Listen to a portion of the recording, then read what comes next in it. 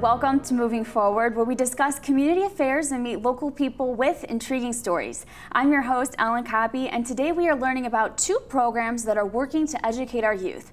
Later this episode, we will hear about the National Inventors Hall of Fame STEM School. But with us now is Cheryl Biddle, the founder and executive director of Alliance for Healthy Youth. Thanks for being with us. Good morning. So as the founder of this program, how did you first have the idea to come up with the Healthy Youth program? The Healthy Youth program really sprung out of needs that I saw with young people, really being concerned about unplanned pregnancies and teenagers, healthy decision making, and really broken hearts. Was there any situation that you saw that drew you to be interested in this? The situations I saw were young ladies who were single, who were expecting children, and facing a lot of decisions, facing a longer road in raising their children, caring for their children. I also had an opportunity to help out at a middle school and just talk with and hang out with middle school age girls and really begin to understand some of the lifestyle issues that they were facing, some of the things that they wanted to fit in and thought perhaps sexual involvement might be a way to do that.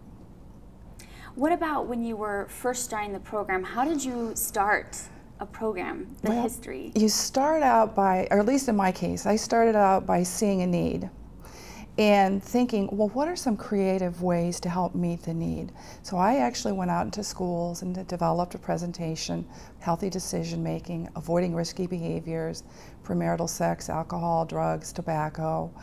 So at that time I was doing presentations, and it seemed like there would be a better way to communicate the message. And the idea came to me that if high school people were trained to make a case for healthy decision making with their peers, that we would have communication level to level, that it would be a more clear form of communication. When you were first mentioning to people, oh, I want to make a healthy decisions program, did they kind of question you, what's healthy decision? How did you answer them? They did, and I think that was a good question because it caused me to think about that more clearly too, because the idea was to help avoid the teen pregnancy scenario. And what happened as we looked at that, we understood then that there were a lot more issues involved than just the teen pregnancy. So while we began with a single issue, we've really grown the programs to really, I hope, help deal with a lot of teen issues. We think that the real underlying solution could be the idea of respect. If we respect ourselves and we respect others, then a lot of societal problems can be addressed. After you got people to join this program, as you've mentioned, in your mission statement it says that it's important for the families and community and parents to all work together. How do you accomplish that? It's a big job. The goal is to speak with one voice so that young people have a consistent, healthy message. Now that would be the perfect world, the perfect scenario. But what we like to do is balance maybe, in some cases, a negative cultural message that perhaps, oh, all teenagers are going to be involved in sex, or they're all going to drive drunk someday. Any kind of idea that really looks at young people as not being able to succeed, when in fact we believe that they can succeed if in fact we envelop them with love, with support, with good programs like ours that give accurate information, and really envelop the kids again in helping them to make the good decisions. And here's the other thing we like to think about too. None of us are perfect. We've all made mistakes. And we always acknowledge that when we work with young people, so that we know that we're free to stop risky behaviors and start over. And when we do that, people are always like, wow, how'd they do that? I'm so proud of you. And that's what we want to convey, that there's always a hope, there's always a future for young people, and we understand when we make mistakes, and we grow when we correct them and make changes in our lives. The reactions that parents give and the schools give when you introduce the program, How do you describe that reaction? A couple different things. As far as parents go, the vast majority of parents are very thankful that we're in the schools. And some parents, for a variety of reasons, are hesitant to discuss some of the more personal issues around premarital sexual involvement, alcohol, drugs, that type of thing. The other thing, with parents, we can reassure them that their children can, in fact, make healthy decisions, and that parents are the key factor in that. That when parents, be the parent, like that ad on TV, that when we are parents, our children want us to be the parent. And granted, we love our kids and we want to be their friends, but it's more important, especially during the teenage years, to be the parent.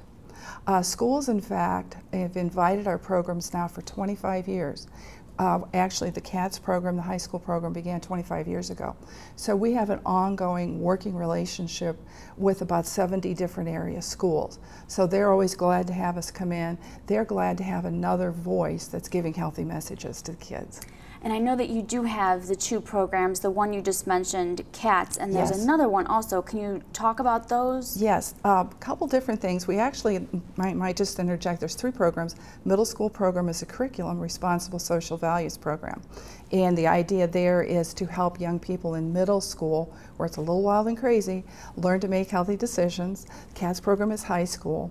And then the newest part of our programming is a program called New Dimension. And we have two people who are volunteering their time and their talent. Shannon and Jordan are volunteering. They have developed the program we're calling New Dimension. And what they have taken is everything that they've learned in the CATS program, the public speaking skills, the classroom management skills, and the fun, into the classroom setting. And they have developed a presentation that has drama in it, has some PowerPoint presentation in it, has some game show effects, so that it's almost an edutainment type experience for the classroom. Now, we've just begun that this year, and we're getting really, really good response from the students. We're excited for them. The volunteers put all of that together? Yes, they did. Wow. We knew that they were well trained within the CATS program, and it was their responsibility, and they took it and they ran with it, and they came up, I think, with one of the best new concepts that I've seen in a really long time. Again, to encourage young people, students, to make healthy decisions, to empower them to carry through with those healthy decisions. So, and as we educate them, then they can live out those healthy decisions. And now all of these different programs that we've mentioned, do you see students move from the middle school program per se to the high school program or to the new program? How about that relationship? The relationship between the programs is that we look at them as being one built on the other. We want to have a continuum of education through middle school and into high school. As we do that, very often people will have had RSVP in the middle school, will join our CATS program, and sometimes be in the program for 3 years.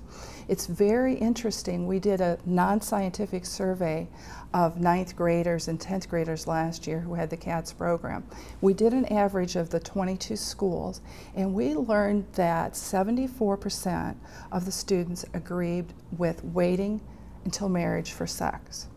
And then we learned post-test that 90% of those students agreed. And we were amazed that in a one-time presentation that students would be reinforced to that degree. And we say that that proves the point that if all of us, parents, our community, programs and schools, if we can speak with one voice, then we can really support the healthy decisions that students are making. These different healthy decisions that you're teaching these different age groups, is there a different approach compared to middle school or high school or older? Yes, very definitely. With middle school, we use a curriculum approach that's highly interactive, that has demonstrations, it has games. It's very, very interactive so that the students in 6th grade, 7th grade, and 8th grade make the conclusion on their own. We can't tell them what to do, they have to decide.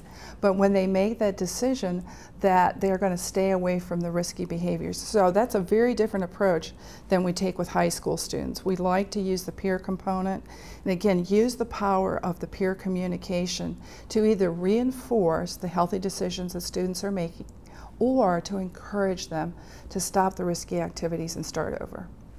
With all of the things that we've talked about, what challenges have you been faced with in the program? The challenges we face, I believe, I could best describe it as people really not being aware of the programs. As I've looked back over the years, we've been very strong in developing programs. We've been weaker in helping the community be aware and the community engage in what we do. And sometimes we found that there's misunderstandings what the programs actually do and how they actually help students. So I would say just the community engagement and awareness. Our schools, our parents, our students are very aware of what we do, but the community at large is not. Where would you like to see all of this move towards in the future? I would like to see us continue to keep in step with young people. The CATS program helps us to stay in tune to teen issues. One of the things that we're really trying to help young people now is with the whole dating violence and understanding again that it's never okay to hurt someone, and that respect, if we respect ourselves, if we respect the person we're dating, we're not going to hurt them. So that's one of the issues. So I think as we stay with young people, stay alert to the things that are concerning them, then we can continue to develop programs that will help meet their needs. Yes, well, thank you so much for being here and dedicating your time to come out to us. Thank you. We've been speaking with Cheryl Biddle about the Alliance for Healthy Youth and its goals to foster healthy decisions. In just a moment, we'll be learning about a new school working to educate children in a whole new way. Stay tuned, we'll be right back.